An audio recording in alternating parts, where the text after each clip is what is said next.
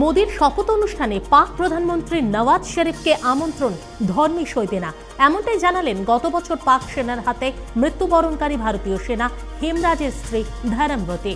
হয় শরীফ তাঁর স্বামীর কাটা মুন্ডু ফিরিয়ে দিন, নয়তো প্রকাশ্যে পাক সেনাদের অমানবিক ওই কাজের নিন্দা করুন, এমন আবেদন নিয়েই অনশনে বসেছেন ধরমবতী।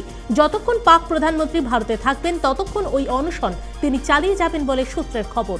প্রসঙ্গত 2013-র 8ই জানুয়ারি পুঞ্চে ভারতীয় সেনা হেমরাজকে হত্যা করে পাক সেনারা তাঁর মুন্ডু কেটে নিয়ে গিয়েছিল। এবার নরেন্দ্র মোদীর জীবনী পাঠ্যসূচির অন্তর্ভুক্ত করতে চলেছে মধ্যপ্রদেশ সরকার। ওই রাজ্যের বিদ্যালয় শিক্ষামন্ত্রী পারস জৈন জানিয়েছেন, বিভিন্ন মহল থেকে স্কুল পড়ুয়াদের উৎসাহ দিতে মোদীজির জীবনী পড়ানোর জন্য প্রস্তাব আসছে। এমনকি বিদ্যালয়ের বিভিন্ন ছাত্রছাত্রীরাও মোদীর জীবন সম্বন্ধে জানতে আগ্রহী।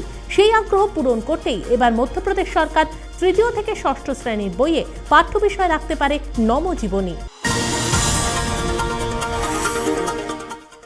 মাত্র 13 বছর 11 মাস বয়সে বিশ্বের উচ্চতম শৃঙ্গ মাউন্ট এভারেস্ট জয় করে চমকে দিল অন্ধ্রপ্রদেশের বাসিন্দা মালাবত পূর্ণা। অন্ধ্রের নিজামাবাদ জেলার এক কৃষি মজুরের মেয়ে পূর্ণা বর্তমানে ক্লাস 9-এ পড়ে। সর্বকনিষ্ঠ এভারেস্ট জয়ী কন্যা পূর্ণার পর্বতারোহণের সঙ্গী ছিল তাঁরই সহপাঠী আনন্দ কুমার। 52 দিনের দীর্ঘ সফরের শেষে রবিবার সকাল 6টা নাগাদ তারা এভারেস্ট শৃঙ্গে পৌঁছয়। ব্রিটেনের প্রধানমন্ত্রী ডেভিড ক্যামেরনের বিরুদ্ধে সেদেশে পুঞ্জীভূত হচ্ছে ক্ষোভ।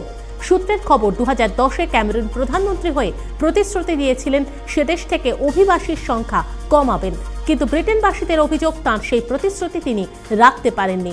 যদিও ক্যামেরন দাবি করেছেন, যে সমস্ত অভিবাসীরা ব্রিটিশ সমাজের উন্নয়নে বিশেষ ভূমিকা পালন করেছেন তাদের বহিষ্কার করার কোনো অর্থই নেই। ব্রাজিল বিশ্বকাপ শুরুর মাত্র কয়েকদিন আগেই নয়া বিতর্ক তৈরি হলো পেলের দেশে। ম্যাচের সময়কে কেন্দ্র করে আদালতের দ্বারস্থ হচ্ছে ব্রাজিলিয়ান প্লেয়ার্স ফেডারেশন। এবার ব্রাজিলে মোট 24টি ম্যাচের শুরুর সময় নির্ধারণ করা হয়েছে দুপুর 1টা। তীব্র দাবদাহে যাতে খেলোয়াড়দের স্বাস্থ্যহানি না ঘটে তাই নির্ধারিত সময়সূচি বদলের আর্জি জানাতে এবার আদালতের দরজায় হাজির হচ্ছে বিপিএফ।